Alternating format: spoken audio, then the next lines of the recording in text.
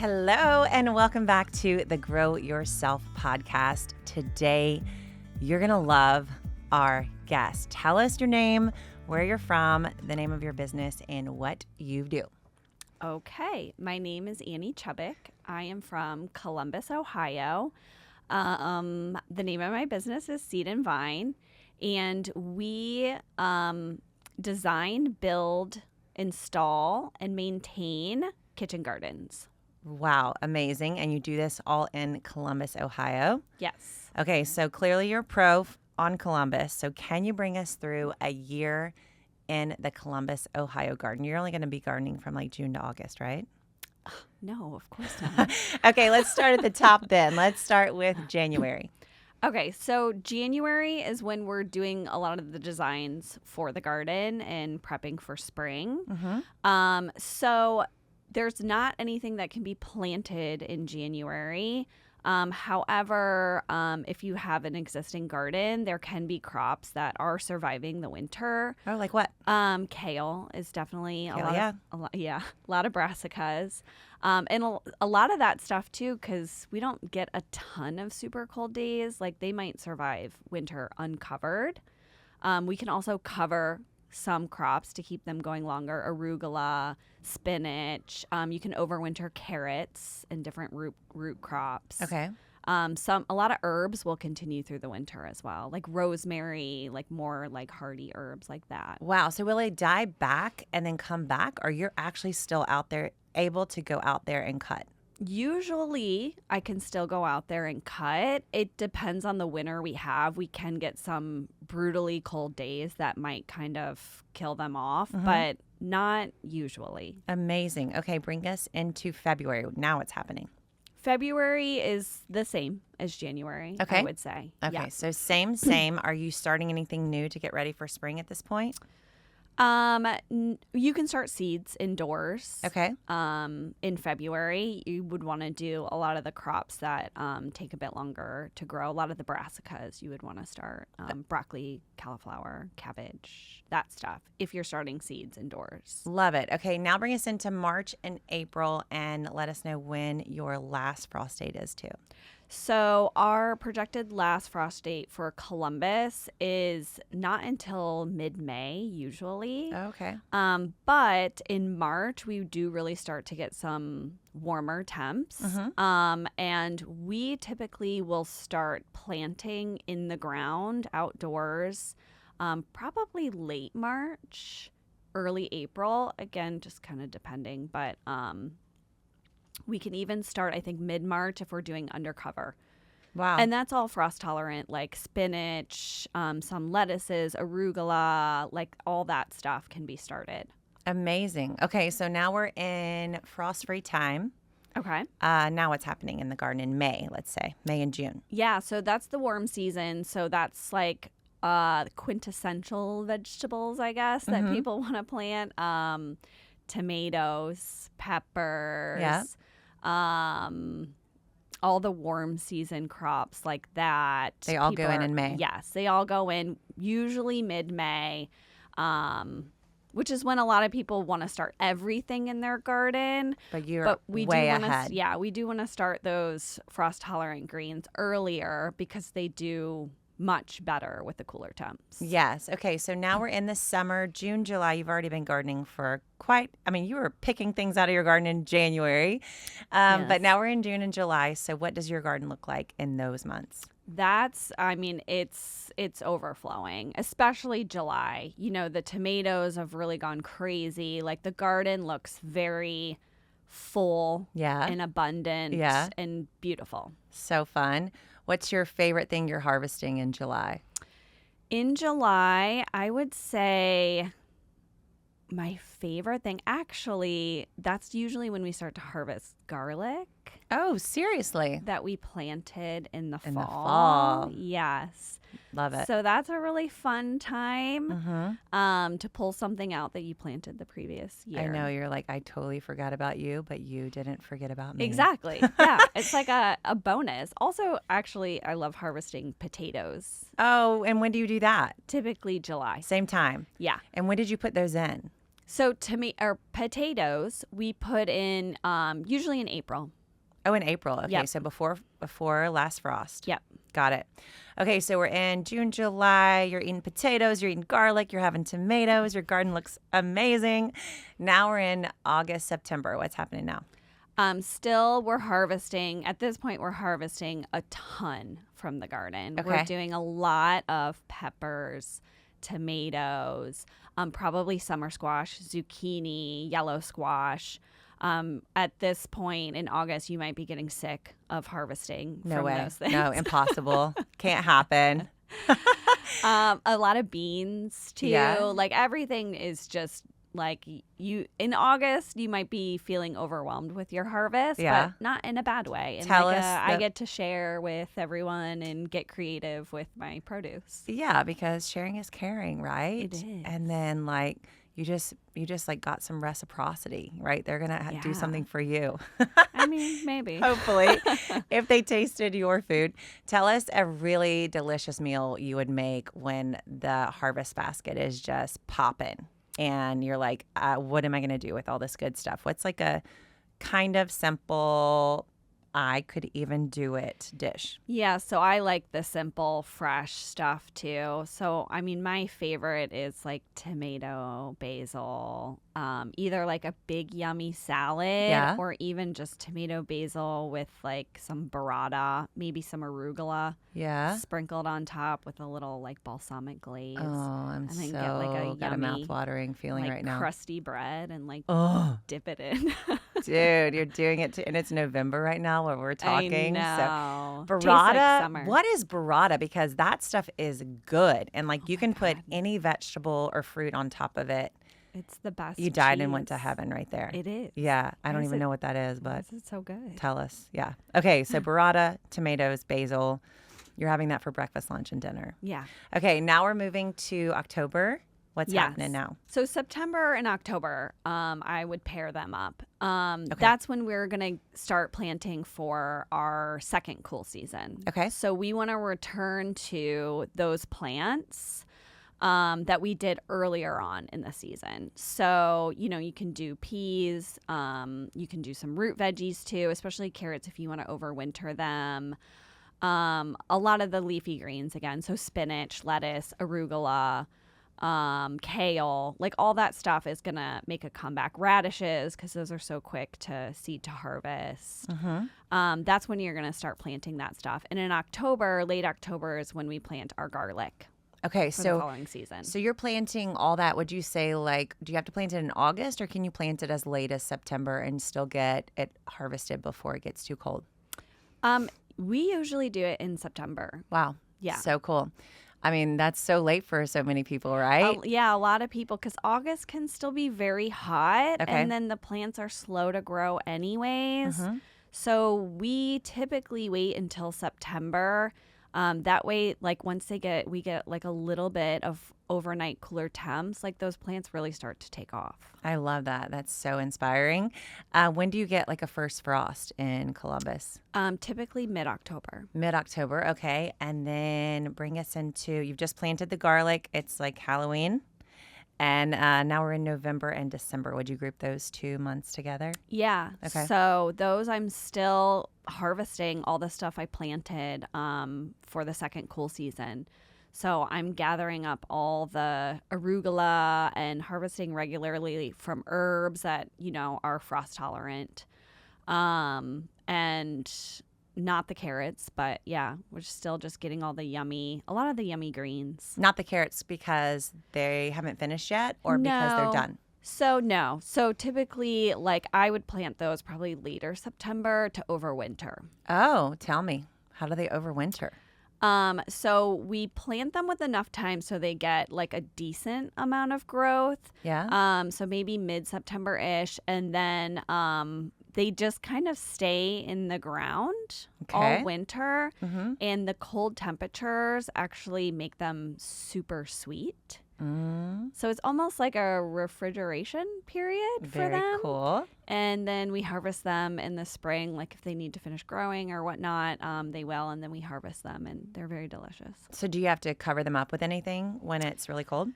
If it gets really, really cold, yeah, might put a little cover on it, or even just kind of mulch around them with Okay. like straw or extra compost or But you something could like just, that. have you ever just let it go and let nature do its thing? I have. And what happened?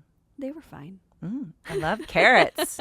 Those girls are strong. Yeah. That's amazing. Okay, so we finished the year. Are you literally harvesting all the way up until the new year? Yeah. Seriously? Yeah. In Columbus, Ohio, you're going out into your garden and you're like picking stuff for Christmas dinner. Yeah. If I've planted that second cool season, I am. What would you pick? Kale. Like Kale, yeah. I've done. Yeah, of course. Arugula. Okay. Rosemary. Okay. Thyme. Yeah. Oregano. All that stuff. Lettuce, if it's still been, not super, super cold, we can still have some lettuce. So we're talking holiday dinners. You could have salad. Mm-hmm. You could have like sauteed greens. You could have fresh herb dips. Mm-hmm. You could have kale wraps. Mm-hmm. Anything. Yeah. Kale Caesar salad. Oh, yeah. Amazing. Right in the middle of winter. Yeah. So inspiring. Okay, Annie, clearly you know what you're doing when it comes to gardening, especially in Columbus. So how did this happen? Like, how did you become a gardener? What did you do to learn all this amazing stuff? So I actually learned how to garden in New York City. What? Yeah. Which is Tell us the details. concrete jungle. Love it. I lived in New York City in my 20s, and I lived in the East Village. When I first moved over there, I was walking around, and there were all these little pockets of community gardens. So cool. And I they just saw were- that in Brooklyn. They were everywhere. Like I was in Alphabet City, like the Far East Village, and some blocks had multiple. They were varying sizes. And it just was so cool. I thought, like, what a neat little like oasis in the middle of New York City. I figured out how to join one. I joined a community garden on my block. It was like across the street from my building. Wow. And I knew nothing. They'd be like, "Oh, here's your row to plant." I'm like, "Great. How do I do that?" What a beautiful way to do it, because you had seasoned gardeners, right? Literally a row next to you. Some of them had been planting in that space for 20 years. Oh my goodness. And it was such an incredible way to learn. And they really did. They taught me everything from composting to trying to grow Brussels sprouts. And they were such a wealth of knowledge. And it was an incredible way to learn from others that way, without like deep diving into Google and YouTube and trying to figure it out on my own. Like I could actually ask someone. Wow. So how many seasons did you get in there in the community garden? I think I was there for maybe 2.5 seasons. Wow. Yeah. So 2 years, 2.5. What were you doing in New York City?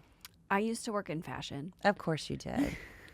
Of course, fashion icon, Yes. Annie Chubbuck. Yeah. But it was amazing to leave my crazy busy job, come home, Yeah. get my stuff, and then go sit in the garden and have a little dinner or harvest or just be amongst the plants. And Wow. it was like mental health game changer for Wow. me. Was it something you did? How often would you go there? I would go there during the week pretty regularly. I took a shift once or twice a week. So, and then Seriously. I could have people, we would go sit in the garden too. If I had friends visiting or people, we could take our little dinners over there. And Wow. it was amazing. What a cool story. I love it. Okay, so somehow you went from fashion designer in New York City, working in a community garden, drinking and eating with your friends Yeah. on the weekends, to being a garden consultant, owner of Seed and Vine in Columbus, Ohio. So Yes. tell us in 2 minutes the extreme journey you must have taken to get to that place. Well, I moved to Columbus, Ohio, and I moved to just like a little adorable urban area. Didn't have a ton of space to work with, but I knew I had to have a garden. Like I loved the community garden so much. I still worked in fashion, but I designed and built this like adorable little garden in my small, tiny backyard. Yeah. and we got so much produce out of it. Really? It was incredible. And I was like, man, like this, it just brought me so much joy. And then kind of friends and family would ask me for help, not just gardening, but like how to design a functional garden. I definitely made a lot of mistakes with my first design. Of course. That I learned from. And so I kind of started helping, and then I had my kids, and I thought to myself, like, I think this could be a business. Yeah. Like, I think I'm going to go for it. Yeah. And so I started like just on the side with coaching and DIY, and then eventually grew into full service installations. Wow. And how old were your kids when you started your business? My youngest was, I think, about 6 months old. Oh my goodness. So when did you and I think I met you in 2018. Yes. And you had already started your business. Yeah. So I was just doing coaching and some DIY designs at that point. And I was feeling like I wanted to do more and scale my business, but I was feeling like I didn't know how many more DIY clients I could take on and make that happen. I found you on Instagram. I found Rooted Garden. Oh, yeah. And I thought, oh my God, like I want to do these designs. I want to do installation. And then, I was doing some light internet stalking. As we tend to do. And I saw that you had a program for coaching. And I was like, well, I got to do that. And this is 2023 when we're recording this. So you've hit the mark. Like you are a 5-year-old plus business. Yes. Which is huge. We talk about this. 5% of small businesses make it that far. So amazing with a 6-month-old nonetheless. So cool. Okay, so you've been around the block for a few times. I'm sure you've had so many clients you've gotten to work with. Tell us a story of one of your favorite clients that you've gotten to garden with. It's hard to pick, honestly. Of course. I've really lucked out and had some amazing clients that I've connected with and really felt like when I built the garden, like wanted to continue to touch base and be their friends. Yeah. And, I would say one of my best, most favorite would be someone I worked with. She was one of my first installation clients in 2020, height of the pandemic. Wow. We did everything virtually. We had a virtual consult, and then I separately went to her space to take measurements. Never met her in person. Yeah, wow. Didn't see each other in person. She had triplet boys. Oh my goodness. So we connected on the motherhood level, and she wanted a space for her and them. Yeah.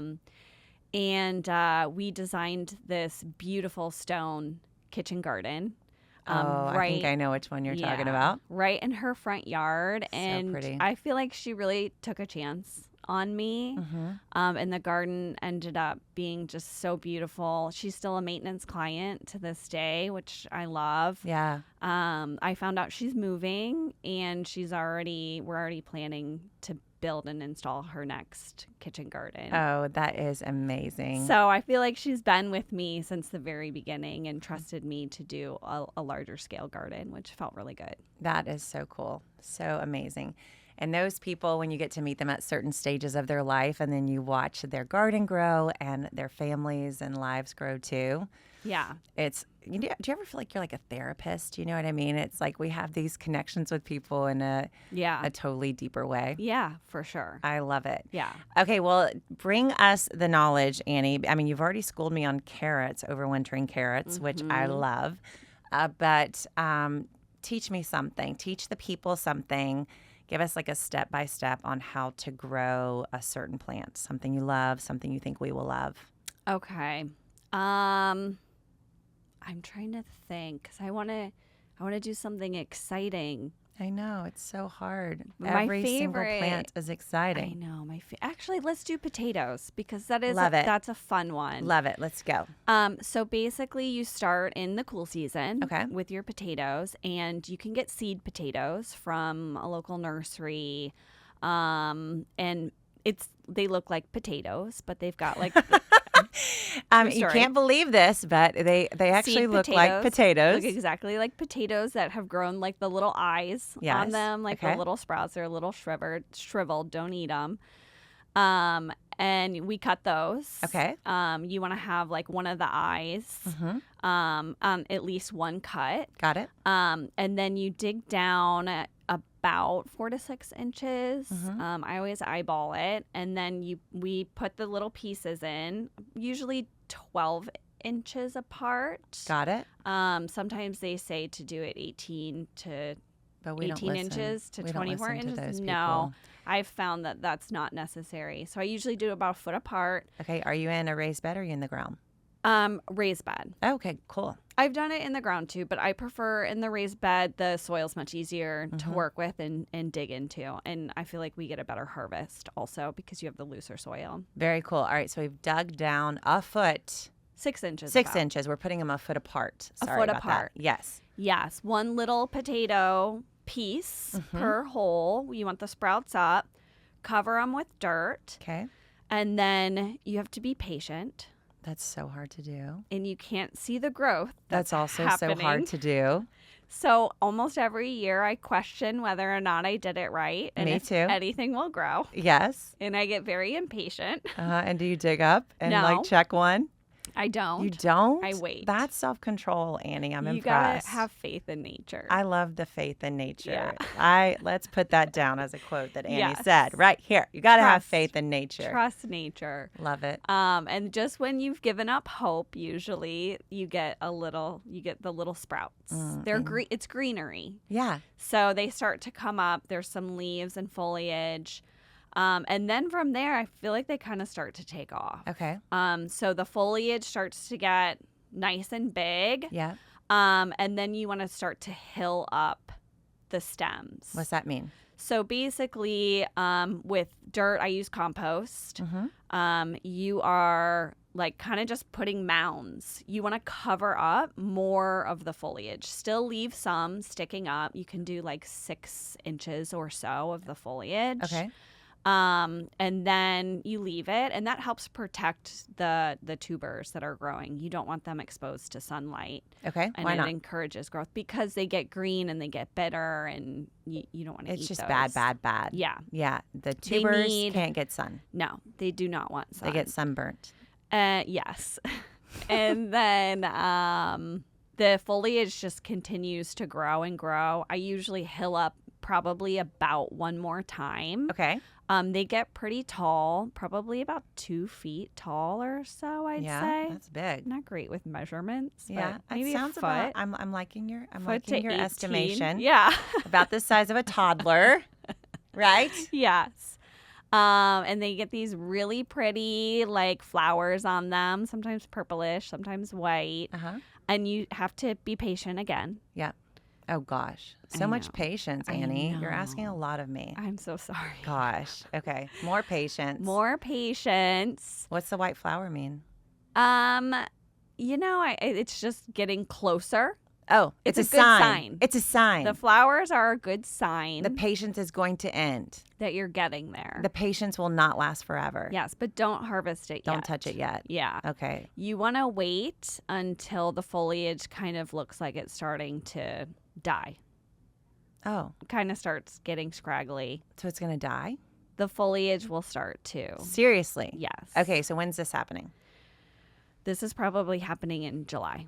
Oh, in July. Yes. All right, and so they're going to start to like turn brown, yellowing. The leaves yeah, are going to wilt. yellowing. Yeah, just overall not looking super healthy. And then you're sad. But don't worry. Don't worry. Yes. What's happening? The energy of the plant is going into the tubers. What? Yes. Plants are geniuses. Aren't they? They're literally dying and then they're surviving at the same time. Yes. And It's so crazy. there's this whole other thing happening underground.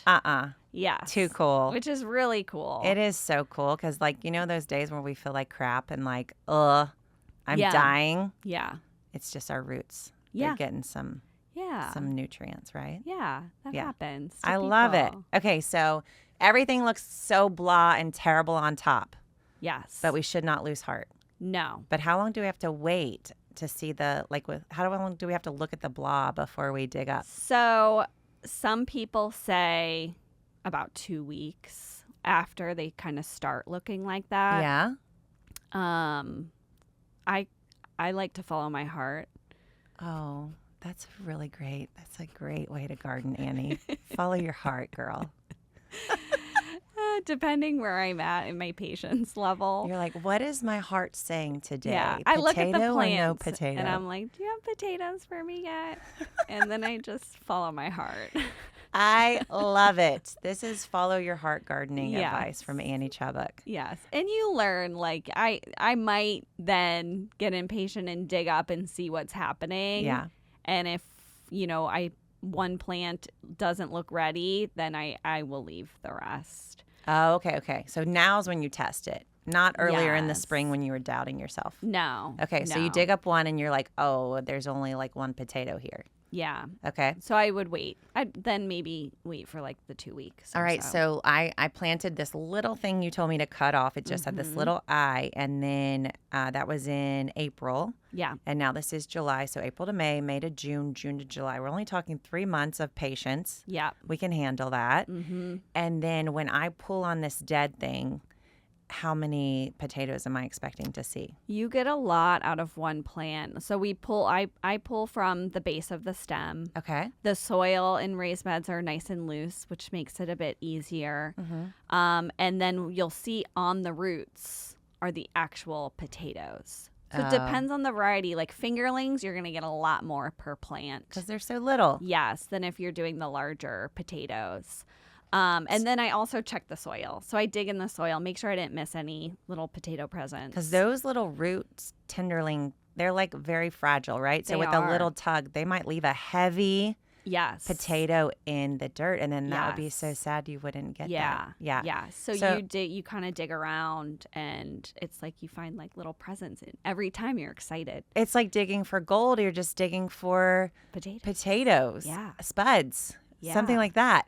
So can I get 5 potatoes out of one little? No, No. probably a lot more than that. Seriously. Yeah. 6, 7, 8? Well, for fingerlings, you'd probably get, 15. Oh, yeah. I always tell people if you're growing something small, you'll get a lot. If you're growing something big, you'll get less. Yeah. Right? So same kind of idea, right? Yeah. Okay, so awesome. And then we're done? And then we just can we eat it right away? No, you're going to want to cure them. What does that mean? So I don't know all the technical Well, words. you know I'm so technical, so that's really offensive. But I think it's something with the skin. Yeah. Right? Okay. And like We're just letting it all settle in. yeah, the sugars and Yeah. the potatoes, you like need to let them Let rest. a little chemical reaction happen out of the Yes. soil. Yes. Give it a day, 2 days, a week. I think 2 weeks is Okay. what they say. Yeah. So I kind of you want them in a dry area, a warm, dry spot. I So love you it. can do that in your house. I put them kind of on little like old screens, like little screens to Oh. kind of so they Get get the the dirt off. airflow, Yeah. get the dirt off. I don't wash them or anything at No that water. point. No. Got it. So let them cure and then they're ready to go. French fries for days and weeks and years. Last night, I went home and my mom had made the most delicious smashed potatoes with cheddar cheese on top yummy. in the broiler from potatoes I did just what you said. Oh, that's amazing. Yeah, and literally, Annie, they've been sitting in a basket for since July. So Yeah. what are we in November, August, September, October, November? Yeah. There's no way grocery store potatoes would have waited on me, right? No. Yeah. But these things were delish. We had 2 pans, and my kids, my husband, myself, we ate up. Oh, that's amazing. And now everyone that's listening knows how to do it too. Yeah. So cool. All right. So I have 2 questions left for ya. Okay. So if you could turn back time and go back to Annie, fashionista Annie in New York City, and tell her some advice before she started to garden, what would you tell her? I think I would tell her to believe in herself more. That that she can do hard things and figure it out, and that she doesn't need suffer from imposter syndrome or self-doubt, and just we're not going to have all the answers. Yeah. But we will figure it out, and we will, come out on the other side. What if you could have met her? You know how I just watched Loki and he's like time slipping, I think it's called. Oh, yeah. What if you could like slip back, like you yourself right now could Yeah. go to her and be like, hey, you're now in fashion, but like, what year was that when you were in New York City? Ooh, that's a good question. So I moved to Columbus in 2013. Okay, so so it was like 2006 until then. Oh, wow. So 17 years ago. What if you right now could go to her and be like, so in 17 years, you're going to be living in Columbus, Ohio. Your kids are going to be in school, and you are going to be the owner of a huge gardening business. And you're going to be helping people all over your city create the most beautiful gardens. I would be like, wait, what? Right? It is unbelievable. Yeah. Like, who could even come up with that story? Not me. I love it. Well, I think your story is amazing. You've always inspired me. You're one of the OG garden consultants. I can still remember chatting with you on Instagram in 2018. And I'm so inspired by what you do. What's your big dream? What's the legacy you want to leave behind from what you're doing right now? So I'd say, my overarching goal is to continue to support my community. Columbus is so great at supporting local small businesses, local foods. I love the community feel there. Yeah. And I want to continue to support that community, support our local food system, support nature. That's, I think, my biggest goals. That's what feels good to me, and I hope to keep doing it.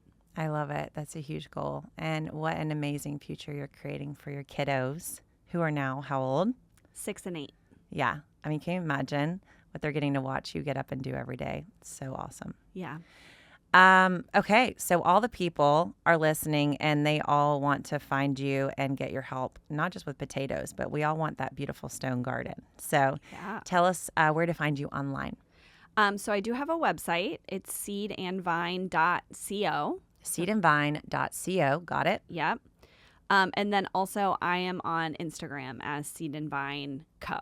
Seed and Vine Co. with a A-N-D. Yes. Perfect. Her name is Annie Chubbuck. Her website is gorgeous. You're going to want to follow her just for the garden inspiration, if nothing else. Thank you. And what could you do for the listener? How could you help them in the garden? So we do really like to provide our clients with a lot of knowledge. We do not just want to build a garden and then say, okay, bye, see you, good luck. Mm-hmm. So we do support with knowledge. We offer free coaching sessions with each installation, and then an option to continue with maintenance and like learning in different ways. So we want everyone to be able to grow food at home and feel comfortable and confident doing it in a way that feels accessible to them, their lives, and, without feeling so overwhelming, but in a beautiful space too, that they want to spend time in. Yeah. Confident and beautiful. Yes. And delicious. That's what you get when you call Annie Chubbuck with Seed and Vine. Thank you so much for hanging out with me. Yeah, thanks for you having for me. inspiring us and teaching me how to grow potatoes. You guys go follow Annie. Check out her incredible Instagram and her website. And if you're anywhere near Columbus, Ohio, you got to get her company to come to your home, your business, your school, wherever you're listening from, and transform it into a beautiful and delicious place. Yes. Thank you for joining me. I love you so much. Thank you. Thanks for listening to the Grow Yourself podcast, and we'll see you next time. Thanks so much for listening to the Grow Yourself podcast. You can keep listening anywhere you love getting your podcast delivered. On Apple Podcasts, on Spotify, iHeartRadio, you name it, we are there for you. And if you want to read the notes and get our free resources to help you grow more, you can go to gardenary.com/podcast.